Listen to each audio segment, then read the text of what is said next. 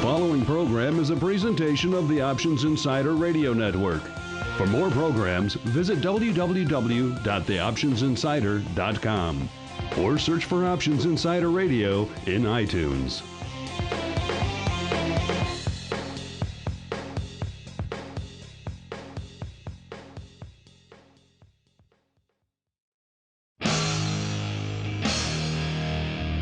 And now, it's time for the show that breaks down the options market.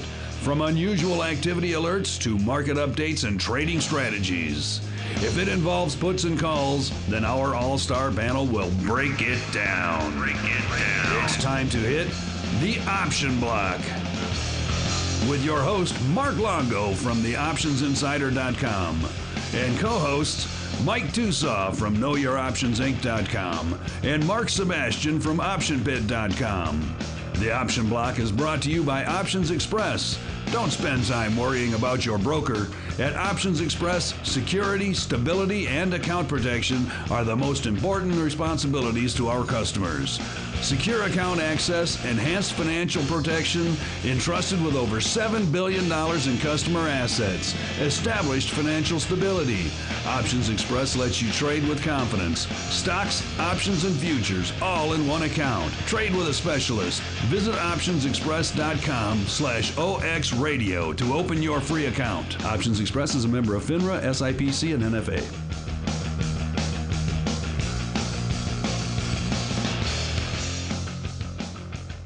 All right, everybody, welcome back to the Option Block. We are, of course, your bi-weekly choice for all things options related. My name is Mark Longo from theoptionsinsider.com, as well as from the ever-expanding Options Insider Radio Network. And on that expansion note, a lot of you guys have been writing into me for a long time now saying, hey, can you guys take the approach you've taken with the Option Block and apply it to futures options and do something fun with the futures option space? Well, we've been working on it for a while. Finally launched last week, the Futures Options Roundtable. It was up one day. It was already featured by iTunes, so it's getting a lot of love. If you haven't checked it out already, search for Futures Options Roundtable in your podcast provider of choice, iTunes, Stitcher, Aha Mobile, wherever you find your programs. If you can't find it there, let us know. We'll get it set up for you. Of course, you can stream it the old-fashioned way at theoptionsinsider.com.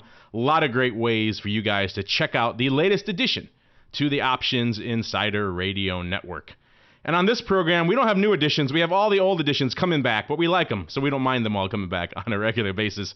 Starting off with the man who couldn't be here except by remote on the last episode, but now he's joining in for some pride of place. He is good old Uncle Mike Tusaw from Know Your Options, Inc. Uncle Mike, welcome back to the show, sir.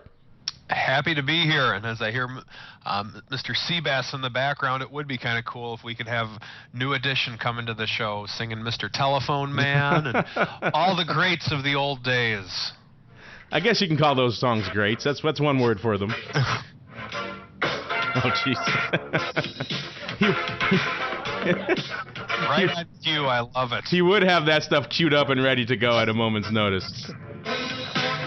Listeners, in case you're wondering, before we get sued, in case you're wondering, those scintillating tones are coming from none other than the greasy meatball himself, a.k.a. one Mark Sebastian, beaming in from the Option Pit World HQ here in sunny and scenic downtown Chicago. Mr. Sebastian, I hope you dodged the rampaging Transformers robots that were wreaking havoc outside the CME this weekend. Yeah, they were running. You know, I was teaching a class at SIBO all weekend, and I saw the stuff flying overhead and everything like that. It was freaky. So they literally transformed downtown Chicago into Hong Kong for a little while there. It was kind of crazy. Yeah, no, it was really nuts. How did that class go, by the way? Oh, it was great. It was a really fun class. Russell and I really had a kick out of it. Now, and you know, it was just could have asked for a better day. Actually, I really enjoyed working with Russell to teach stuff. It just always a good time. All right, glad to hear the class went well. Mr. Sebastian, if people missed it, is there going to be an archive they could access or anything like that? No, you just have to buy. It is not sold after the fact, is the funny thing. It's only sold ahead of time. So if you didn't catch it, you're going to have to wait till we do it again next year. The next class we're going to do is on stock picking, and it'll coincide with Russell's book on Warren Buffett. Well, there we go. Anything Buffett tends to put butts in seats. So I'm sure that will be a very, very well-attended event when you guys get around to that. The only thing the only thing that puts more butts in seats than Buffett is buffets. Yes, indeed. Speaking of Buffett, I'll have to go check in and see how those long-term puts he wrote on Goldman are faring. I forgot what his strike was. I'll have to go check. I think it's 90. No, 90. Oh yeah, he's doing all right then. Yeah, he's fine. He's not pulling an icon and perhaps worrying a little bit. All right, and last but certainly not least, holding down the Options Express hot seat, wearing his myriad of fancy hats, he is the Viceroy himself, a.k.a. good old Alex Jacobson from Options Express. Alex, welcome back to the program, sir. Hey, Mark, good to be here today. A lot of interesting news coming out of D.C. today. Yeah, and I'm sure we're all set for a lot more of it over the next 24 hours. So I think on that note, we're just going to dive right on into the Washington block, a.k.a. the trading block.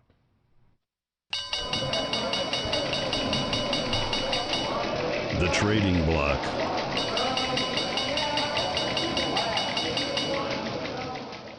All right, listeners, those bells mean that it is time for the trading block, the portion of the program where we break down the interesting happenings, the goings-on in the world of options, and indeed into the broader realm of finance, as we are certainly going to do today, all of the major markets being weighed heavily down by the impending shutdown or perhaps deadline or lack of shutdown, depending on your viewpoint on what's going on over there in Washington, D.C.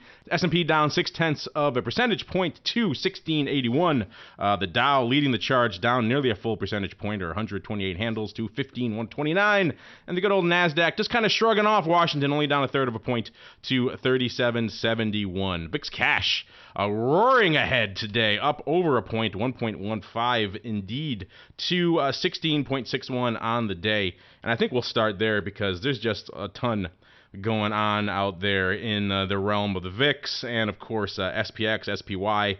You know, we were talking on the last show about whether people are going to start lining up to fade this thing or what we're seeing. And we hadn't seen that much on it. In fact, on the last show, Mark, you said people should even keep their powder dry going through the announcement, perhaps, because if it plays out like it has in years past, you could certainly have an opportunity to get in after the fact and still do quite well. Well, it seems like going into today's potential deadline, a lot of people hedging their bets quite literally. The SPY in particular, looking at the SPY at the money puts here, the weekly 168s here in the September with a full week to go or 4 days now going through the deadline, just lighting it up today, doing about over nearly 250,000 contracts on those contracts. So just a ton. Actually, over 285,000 contracts on these weekly SEP 168s. I was looking at the OX platform before the show, and they were the number one strike and SPY out there as well. Everyone and their mother gobbling up some near-term downside. What were you guys walking through on your pit report today there, Mark, and with some of your clients? Were they looking to hedge perhaps as well, or are they playing wait and see? What are you guys doing over there? I mean, a lot of my clients, you know, I'll tell you, I tried to get out of everything I could on Thursday, just in anticipation of what we were seeing today.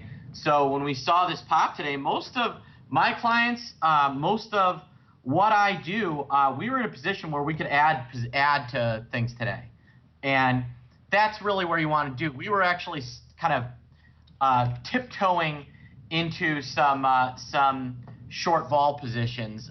You know, obviously not a full position, but you know, more like a quarter of a position or a third of a position, in hopes that, you know, we do get a week put off or something like that. And you know, something ridiculous will happen. And if it's not today, it'll be tomorrow. That will, you know, kind of calm everybody, because these guys are, at a certain point, they're afraid that the fact that they're accountable will scare them into some sort of action. Yeah, and just looking at the activity today, everyone is preparing for the worst to come tomorrow. Like I said, I don't pay much attention to these net delta numbers, but they were catching my eye today, even in SPY. Nearly 7 million net short deltas, all of that on the put side, $41 million. $41 million in long premium just in SPY alone. All of that coming on the put side. People were buying puts en masse today. And, you know, nice. As a former SPX guy, I can certainly understand why things get a little choppy out there, particularly towards the close on a day like today. But they were ripping people off wholesale today out there, and especially in some of these front month here, front week 1680s out there in the S. These are options that are worth about $1. And the spread was 90 cents on these things going into the close. 76 million bought today in 80 million in puts and 5 million sold in calls today in the SPX. In VIX, we saw net premium sold, but it was in short. Looks like we saw about 4 million in calls sold today, believe it or not. But that's interesting. That was the only area where we actually saw any type of call selling, but call to put ratio about normal, 2.2 to 1. Not a crazy day. Just a little over 1.5 times normal volume in VIX. SPX was, about average volume. So we're not breaking the doors down in volume, but put the call ratio much bigger than normal in SPX. So you're right, Mark. Lots of people hedging. Yeah, people are fading it in the major indices, and then they're bidding up all that VIX juice, and then they turn around and selling that too. I know. Exactly. You're like, wait a minute, I got to get into this 90-cent spread on this $1 option. Oh wait, the VIX is popping. I should sell that too. It's actually brilliant. Let's buy our portfolio. Let's be long. It's actually not a bad trade. We're going to be long the underlying. We're going to hedge it with puts, and then take off the volatility by trading something in VIX. It's not a bad three-way trade. Unless we get the 2011 scenario unfolding again, then you got to take that upside off really quick. That's the downside with the VIX. I mean, when they get those, everyone jokes about those black swan moments and they're so cliche, but when we do get those pops, they're so extreme so quick. You can't really take it off in time ahead of it, most of the time anyway. No, you cannot. You're just burned. With the puts in the S&P, sometimes you can get in there ahead of time and take them off if you have to, but if you're, short put spreads or what have you. But if you're short calls or upside in the VIX, if it goes against you, that's it. There's really very little you can do once that train starts rolling. But yeah, a weird one today. People are bidding it up with these crazy spreads and then fading it on the other side in the VIX. So of course we'll see. We'll all be playing the wait and see game to see if the folks in Washington can get their act together and indeed avoid the calamitous events that could happen if they don't get stuff together by midnight tonight. Uncle Mike, were you one of the ones out there scrambling to pay 90-cent spreads here for some SPX downside puts or even at the money puts? No, that was not I. For the most part, I've been keeping powder dry over the course of the last week and a half, just because of the fact that I like the opportunities that exist when the market touches new all-time highs. I've said it before on the show several times. Never in the history of the stock market was there a better time to sell than a little over a week ago when we hit new all-time highs. So does that mean you should sell every time you hit new all-time highs? No, but I'm typically not one to do a lot of frequent trading on a macro level. On a micro level in terms of adjusting hedges and that type of thing, yes, very much so. But for the big picture, when you get opportunities to sell something that's never been better in the history of the entire stock market, I typically like to take stuff off the table. And we've come down a little bit since then, and it's been very kind of boring for me in some ways because I have not a lot on the table in a lot of things right now. I have my Apple position going and gold and silver basically, and that's about it. But with that, I'm very happy to be primarily in cash or in positions that have covered calls that are way in the money right now. Yeah, there are worse things I think to have rolling. So you're just rolling with the puts in Apple as well and some underlying, or are you kind of flattening out there as well? Well, what I did with Apple, I long the stock as a longer-term holding, and then long the April 420 put, and then this week, in lieu of doing a vertical put spread as a financing tool or as a way of taking on the theta risk, so to speak, I'm doing a calendar spread. I'm doing an October monthly 470. I'm long that put, and then I'm also short the front week 470 put with Apple. So that way, 420 is a little bit further out than I normally am in terms of the macro put. So by having a calendar spread going this month or this week in lieu of a vertical spread, that's balancing out the deltas more to my comfort level. And just all around with this, when we did this in 2011, I think in the last since 2011, there's been 3 times that I've kind of made this move. 2011 was the first time that I did it in years, to where I just got out when the market kept going down. And this was right before the debt ceiling debate back then. And obviously that worked out pretty well. A couple months ago when we hit new all-time highs, and then about a week and a half ago when we hit new all-time highs. This is not a move that I like doing, but it's one where I believe in risk management. And once again, if there's never been a better time in history to sell, I think it's a good time to sell a lot of times. Hey-o. Good thing we have your Ed McMahon here, Uncle Mike, to do the zingers, the rim shots for you here. All right, and Mr. Alex, what was lighting up the old tape over at OX today? What was ringing the phones off the hook today? This morning it was a lot of SPY put buying, as you guys have showcased already.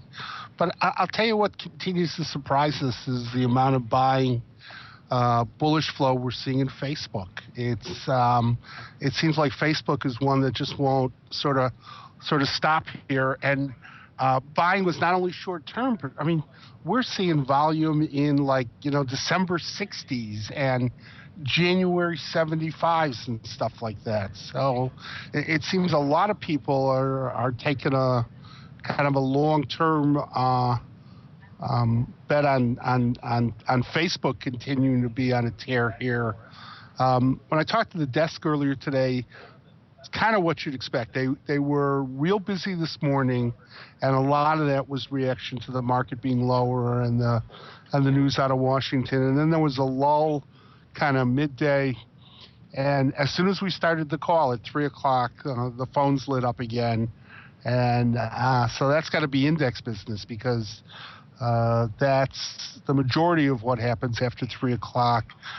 In addition to the futures business, the future guys seem to have a steady flow all day. And I was actually out on Friday, had to go take the test to get my futures license. So good news is I passed that test. But the amount of traction we continue to see in futures and futures options, I'm pleased to see it, but it kind of continues to surprise me. Speaking of surprises, you mentioned the D60s there in Facebook. We actually saw volume all the way up to the 80s and beyond. The 5 lot of the DS 100s traded today in Facebook. Sold to you. Yeah, all that paper, you could pretty much just sum it up as in one term. That is sold. 1,800 DS 80s, nearly 500 DS 85s, 200 DS 95s. I have a feeling those will not end up in the money. Yeah, that gets back to what we were talking about before, and that person who wrote in last week about call skew and how these things get bid up. Well, here's your example. People buying the wings and making it better for all the rest of us who love our verticals and everything else. So we should take our hats off to these people rather than mocking them and saying, please, more of you. Because that's the kind of paper we like to follow, but from a different perspective. All right, and that is going to do it here for the old trading block. And now we're going to keep on rolling right on into the odd block.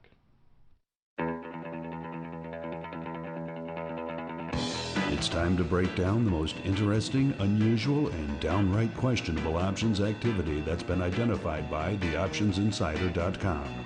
It's time for the Odd Block.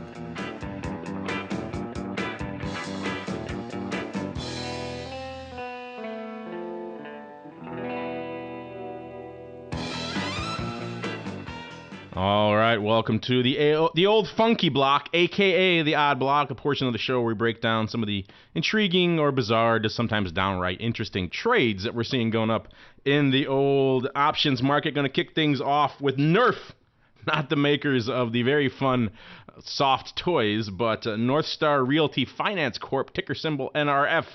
Closing today at $9.28, down about a dime today. This is a little too pricey to be an odd block special, but it's getting in that range. Once you get into the 3 to 4 range, then you're hitting the sweet spot. But this one usually doing about 1,000 contracts a day, doing nearly 4,000 today, so nearly 4,000 of the ADV, and pretty much all of that volume. Let's see, they did a total of 3,792 contracts, and 3,709 went up in one massive call sale here on the D10 strike. someone came in and just blasted out a ton of these, well over 3,000, as you can see here, including a block of 3,000 earlier in the morning, and then the rest scattered throughout the afternoon at prices around 15 cents or so. So aggressive selling. There is a ton of open interest here in 9,000 contracts, so at first blush you'd think this is closing, but they were hitting the bid, particularly with that block early of 3,000 early in the session, and the implied vol got crushed on the strike as well, which implies that it could be some opening selling paper, particularly with some time here to expiration, people coming in just closing them out, so unless they're giving up the ghost, which is possible. But it looks like this could be additional opening paper. We'll have to check. Again, play the home game tomorrow, see if that open interest gaps up to 12,000. If that's the case, then we got some new opening paper here in good old Northstar. So that looks like, if I had to wager, I'd say it looks like someone is adding to an existing covered call position out here in Northstar, given where the stock is and how much time they have left in these options. Looks like someone looking for a little bit more income and not afraid to have their stock called away at those levels. So we'll pay attention to those open interest levels tomorrow. And of course, you will listening to this show tomorrow, and you can find out before we even do exactly what's going on up there in good old Nerf, aka Northstar Financial. How much more fun would it be if we were actually talking about the Nerf toys? That would be a fun one to break down here on the old odd block. All right. Next up, we got the funky tickers today. YPF, ticker symbol YPF. This is YPF SA. This is, in case you're wondering what this is an Argentina-based integrated oil and gas company. Closing today, $20.13, down about half a buck or 2.3% on the day. This is the name it does, about 1,500 contracts, doing a whopping 7,200 today. So a lot of paper out here in YPF. Including a couple of interesting trades. We saw an 800 lot coming up on the morning of pretty much a sweep order going across multiple exchanges, picking up 800 contracts of the Jan 25s for about 50 cents. So this is someone talking about before, where we were talking about with Facebook. This is not quite as bullish, but still someone thinking the stock's got a decent rally ahead of it, picking up these Jan 25s for about 50 cents. And then later on in the day, we saw a bunch more of these calls going up for a total of nearly 6,000 of these Jan 25s. That's when things start getting a little bit more bullish, just in terms of the size going on out here. This is the strike that has no other activity whatsoever, no open interest at all. So it must be a relatively recent addition here. And so it looks like someone piling in pretty heavy to these Jan 25s on the level of around nearly 6,000 contracts total on the day. So yeah, a lot of bullish paper here in YPF. This is definitely one we're going to flag here for a return visit.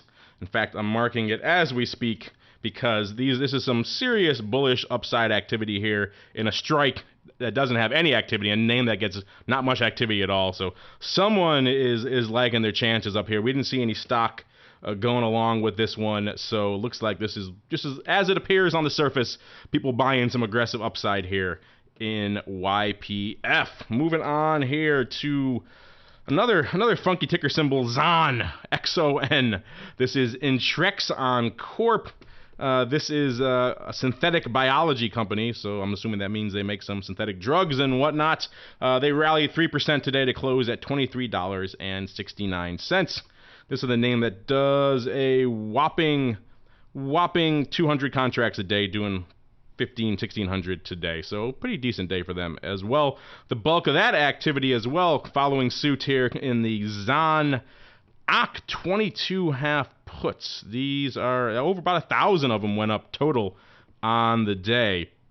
They're not showing up again, not showing up tied to stock, being sold at prices around $1.15 to $1.20. There is some open interest here, 3,000 contracts. This is the only strike anywhere on puts or call side that has any open interest. So it is possible this guy is giving up the ghost. It seems, again, with the IV getting crushed a little bit here, of course, some of that could be due to the rally in the underlying, but with the IV coming down, that strike seems like this is an additional put sale here, adding to the open interest. Again, we'll have to play the home game tomorrow and see if that is indeed the case when we check the numbers tomorrow. All right, and that is going to do it for today's Odd Block. As you can imagine, a lot of people keeping their powder dry, preparing for what's going on tomorrow. A lot of the activity going on out there in the S and the VIX as people are hedging and fading some of the move tomorrow. So that's where the bulk of today's activity seemed to be. We found a few interesting ones to parse here in the old Odd Block, but we're really keeping our eyes focused on what's going on tomorrow. And speaking of which, we're going to keep on rolling right on into the Xpress Block so Alex can give us some more insight into what the folks over at OX are doing ahead of tomorrow's big day. The Xpress Block, brought to you by Options Express. Options Express lets you trade where and when you want for every level of trading. From advanced charting, free daily trading ideas, and free educational resources, Options Express is the online broker for all traders. Best of all, Options Express allows you to trade stocks, options, and futures all in a single account on powerful yet easy-to-use trading platforms, including mobile devices.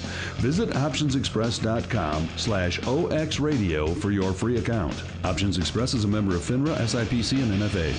All right, and welcome to the Xpress Block. This is, of course, the portion of the show where the Viceroy gives us a sneak peek behind the curtain into the land known as OX. Mr. Alex, what do you have on the guided tour for us today, sir? So today was, as I mentioned, a busy day in the morning and then busy at the close. And what was lighting up the phones here today was in equities, Facebook just has displaced Apple as kind of one of the most active things we're trading up here. Biotechs, Regeneron was the name that came in on the phone repeatedly today. But a lot of the day was people buying VIX as a hedge, people buying Spider puts as a hedge.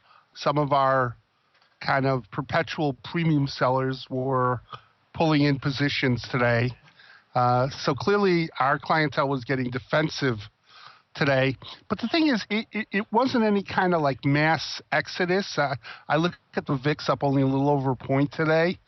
And I think if you'd kind of asked me on the drive in today, what would have happened there, I would have expected a couple points worth of pop.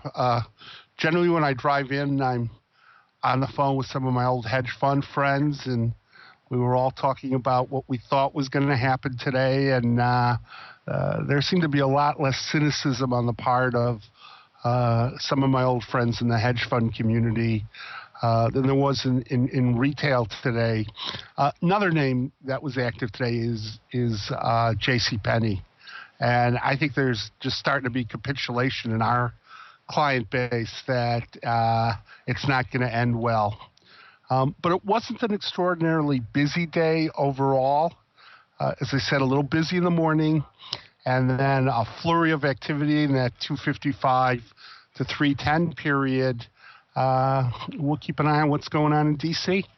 Yeah, I think, like we said earlier, aside from that flurry of hedging activity out in the indices and maybe some premium writing out there in the VIX, the more aggressive souls out there, people seem really be keeping their powder dry today ahead of what's going on. They've been burned in the past by some of these big deadlines. And, it's easy to be drawn in. You see these juicy premiums and weeklies across the board, and you want to start writing them. I think people, hopefully, listening to this show in particular, have learned that perhaps is the road to ruin. So, take your time and wait for these things to perhaps play out a little bit more before you dive in willy-nilly. You did mention something interesting, Alex, that I do want to touch on. Like I did on the last show, like I said, I've been playing around with this trading patterns tool, and I found some interesting things again ahead of this show. You were talking about Lulu a little earlier. Excuse me. This is an interesting one, and you guys can both. Alex, you may already know the answer, so maybe I should recuse you. We'll have Mr. Tusaw play along then. Mr. Tusaw, if you had to guess what the number one underlying that Lulu traders are also trading, what would your guess be, sir? Lulu, I'll say JCPenney. Not a bad guess. It's an apparel retailer. Good guess, I might guess something like an Under Armour or something like that. I was surprised Under Armour is only number 10. So that shows you where the real correlations are. The number one contract, I think this might speak a little bit to some of the Canadian nationals who are still trading or somehow trying to trade this product. Of course, that's a little bit difficult on OX, but the number one product was the COMEX Gold Dees 2013 future. Really? Yes. The big one, not even a mini. So I would not have guessed that. Exactly. That one blew my mind. That to me that has to speak Canadian, because every Canadian I've ever known and worked with and traded with, they've just been gold bugs and national resource bugs across the board. Could be lumber, oil, what have you. So that to me just speaks to the fact that this is the new Nortel for Canadians, Lulu, and they're just flocking to this one. And then you have the usual suspects afterwards: Apple, Facebook, a short Russell ETF, ironically, and then Under Armour all the way there at the end, which you think would be towards the top if you're actually doing some sort of correlation of other apparel, sports apparel type manufacturers. So that was interesting. Maybe we'll do a couple more just because we have a couple minutes here. What would you guess is the number one underlying for people who are trading CBOE stock? I'll say CME. Yeah, you'd think, right? Nope, not even there. Facebook. Facebook. From now on, I'm just going to go with whatever the polar opposite of what my original gut instinct is. I think you'll do better on this game if you do that. I thought I was hot stuff last week, nailing it with silver, but no such luck. Yeah, that was impressive, but one off apparently, because it's Facebook and then Apple. Again, speaking, I think, to some of the retail penetration for even a name like SIBO. When it first launched, was very, very thinly traded, options and stock, and it was very institutionally based. That certainly has widened, and now people are, of course, trading Facebook and SIBO together, which is interesting. Maybe we'll do, Tesla and Facebook, they're not surprising. Both of them are Apple number one, and then Facebook number two, and Tesla number two for Facebook. So nothing really weird there. Number three, though, for Facebook was kind of interesting. Again, the COMEX Gold Dees 2013 contract for Facebook, number three underlying. So interesting. I could do this. We should have a whole show on this, Alex. I could do this for hours. But maybe that's for another day. But interesting stuff nonetheless. Just a lot of you guys, if you want to play along and do the home game, if you have an OX account, and by now, if you've been listening to the show for nearly 3 years, you certainly should. Click on the research tab. The toolbox tab at the top of the page. Then click on trading patterns and type in till your heart's content, and you'll find a lot of these same strange correlations that we're finding here on the old option block program. And now we're going to keep on rolling right on into Uncle Mike's favorite part of the show, the strategy block.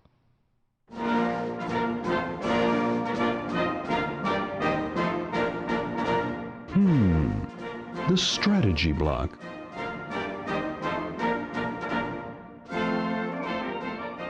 All right, Uncle Mike, I have been busy playing with trading patterns here, so I have not had a chance to check in with my birdies, treacherous though they may be. So I, once again, am flying blind. I have no idea whither you will lead us today on the old strategy block. So I hand the reins over to you somewhat trepidatiously, somewhat reluctantly, but we'll see what you have cooking for us in the old strategy block. You never know what you're getting into. Me and my minions have been very busy this last week plotting world domination for the coming weeks, that's for sure. And once you got to get rid of the birdies, Mark. Go with minions. They're so much better. Especially those purple ones. They're kind of wild. Yeah. So, but anyhow, my minions and myself aside, I want to touch on something and reemphasize something that I spoke of this summer when we hit new all-time highs. We had I got a new client probably about 2 or 3 months ago. And one of the things that their previous advisor had been telling them was that if the market goes down, you have the death benefit of this annuity, this variable annuity, to protect you. And we can get another fired up annuity block from Uncle Mike. I'm excited. I think our listeners are excited too. This is just going to be a brief example. A brief example. I was excited. By brief, I mean 20 minutes. But no, just kidding. So just to kind of recap it, one of the reasons that client became my client was that their comeback to that advisor several times was that, well, that's true what you're saying, but the problem is, let me make sure I'm understanding this correctly, the death benefit only goes into play if I die. So if I'm alive, then the death benefit does me absolutely no good, but the death benefit is there to protect against a market downturn only if I die. And the other advisor said, yes, that's the case. And so needless to say, that client is working with me now. Now, on that note, that same advisor was saying when my client was asking him, well, at what point do you want to sell? At what point do you think we should continue to be long this market, or what do you think of this? And so the advisor's response was, well, that's market timing, and we don't believe in market timing. We just believe in buy and hold. Market timing, if I knew how to market time, then I'd be out on an island somewhere. I wouldn't need to work if I knew how to market time. So I want to, once again, reiterate the difference between risk management and market timing, my opinion anyway. Market timing is something along the lines of you look for stochastics, you look for support, resistance, you're trying to play on earnings announcements, things of that effect. And I really don't have a problem with that, quite frankly. That's trading. If you feel that you have some type of edge, or you believe that the market's wrong, hey, this is America, God bless you.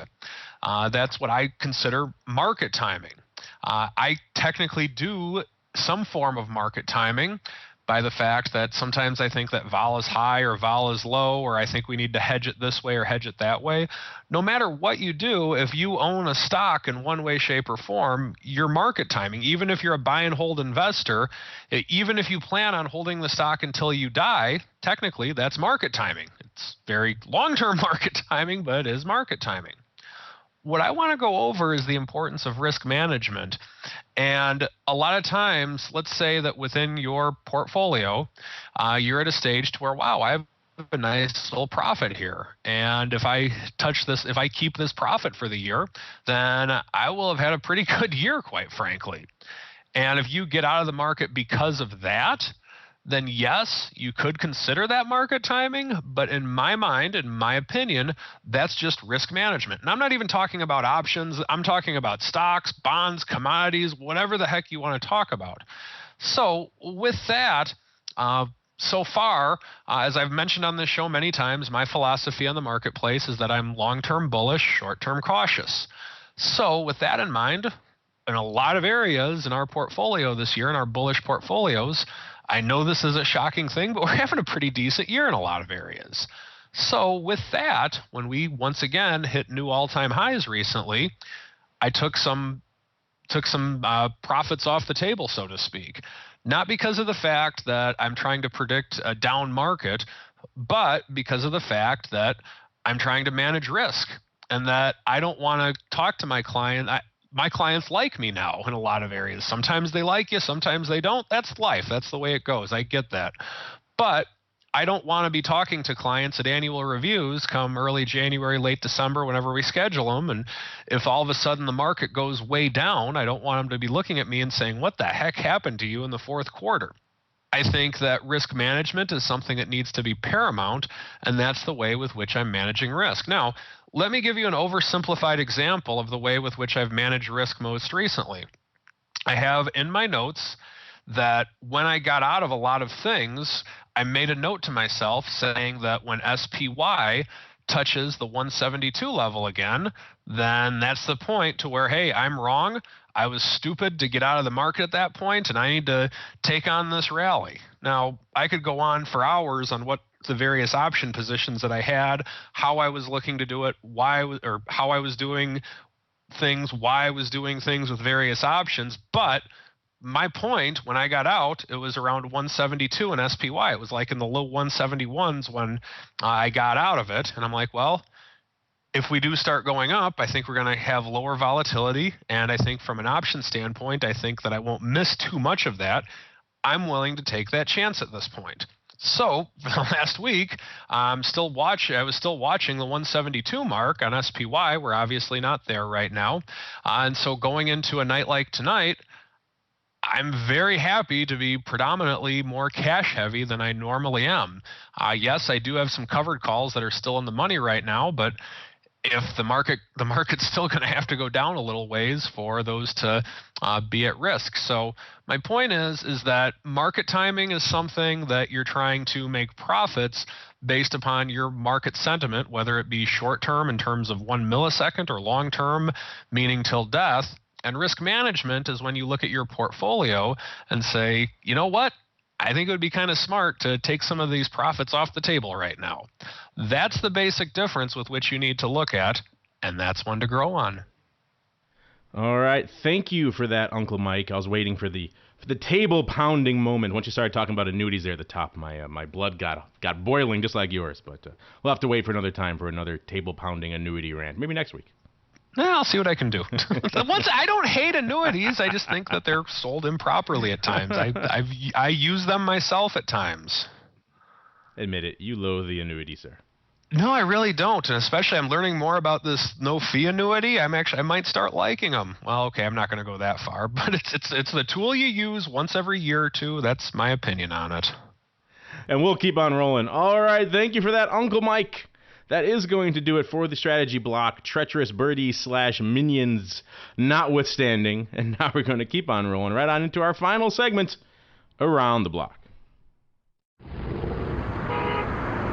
Around the Block.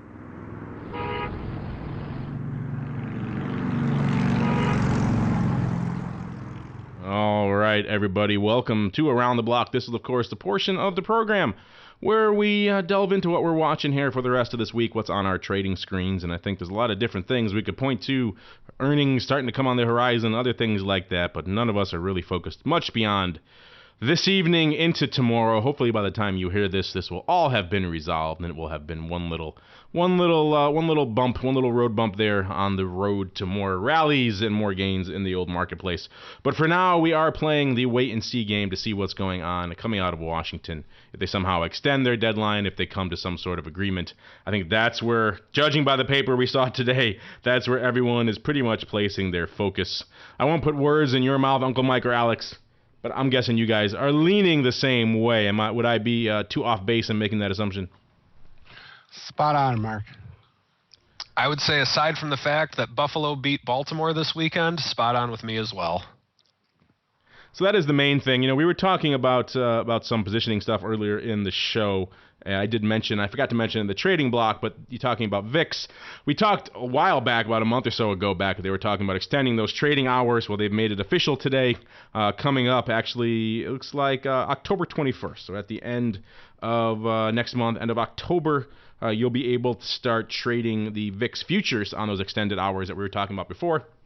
And those of us who are on the option side of the fence, and a lot of you listen to the show, certainly fall into that area as opposed to the futures, then the options should start perhaps as early as the following Monday, the 28th. So stay tuned for that. If you're one of these traders out there looking for a little bit more time, a little bit more action out there in VIX land, SIBO will have you covered later next month. So stay tuned for that.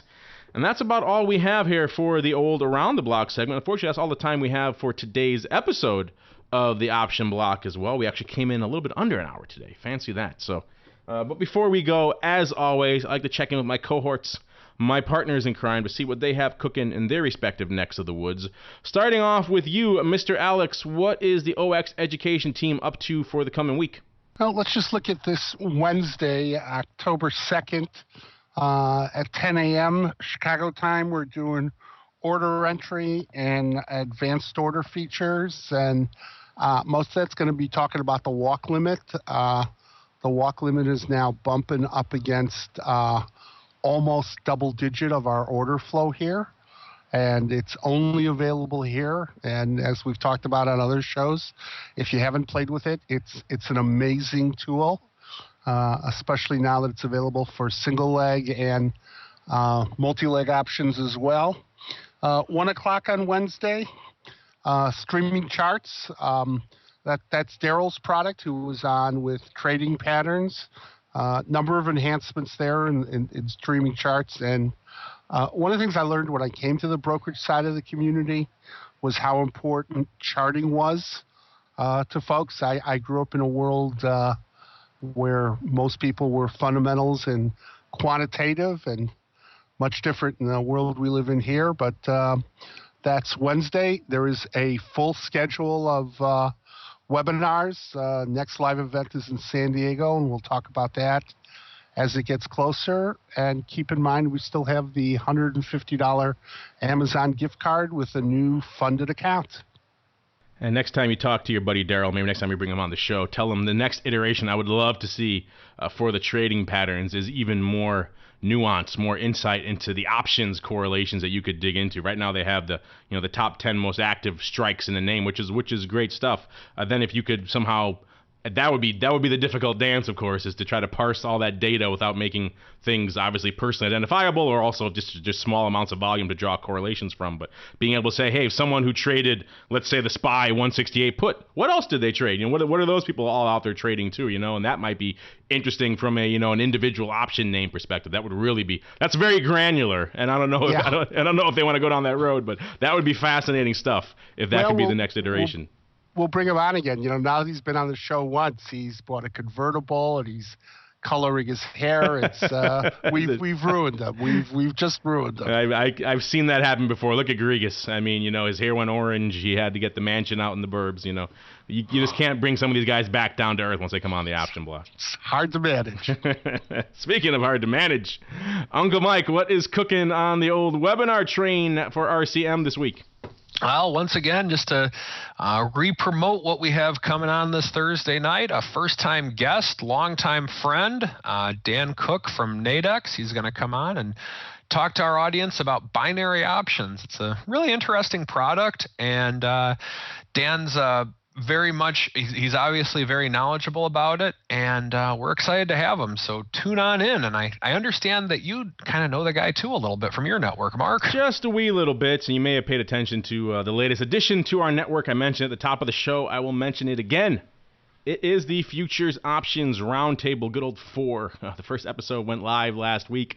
We have many more episodes coming down the pike for you, so stay tuned to that. You can, of course, find it on theoptionsinsider.com or on your podcast provider of choice, iTunes, Stitcher, Aha Mobile, built into your in-dash system in your car, wherever you find your stuff. If you can't find it there, let us know. We'll work to add it. And, of course, you guys have been asking for the mobile app. It's coming. It's coming. It's in the approval process right now with the Android store and the Apple store. So once we get approval from both of them, it should be launched. Hopefully, maybe even as soon as next week. We'll see. So we're still waiting to hear from that. And, of course, the Skype gods weren't smiling at Mark Sebastian. We had to say goodbye to him partway through the show. But if you're going to be around in Chicago, come see him this week on Friday at the Money Show's All-Stars of Options Trading. I believe he's talking about the Greeks over there, and maybe I might even be making a stealth appearance myself. So if you're heading on down there to the McCormick Place, I think the intro to options portion, I'll be swinging by there doing a little stealth presentation as well. So stay tuned for that. If you're heading down to McCormick, maybe I'll say hello and we can stop and chat and talk about all great things options, which I am always want to do. And on behalf of Alex and Mark and Uncle Mike, and of course myself, I'd like to thank all of you out there in the listening audience for downloading and streaming and subscribing to this show. The numbers for September, once again, off the charts. You guys are really, really eating this stuff up, and we love bringing it to you. So keep it coming. Keep downloading. Keep subscribing. Keep streaming. Keep sending in those great questions. We'll get to them on the next episode, and we'll see you next time right here on the Option Block. Become a part of the Option Block. Just visit www.theoptionsinsider.com/forum to post a question for the hosts. You can also submit questions to twitter.com/optionblock or leave a voicemail at 312-544-9356. Make it interesting and your question just might make it on the air. The Options Block is property of the Options Insider Incorporated. All rights reserved.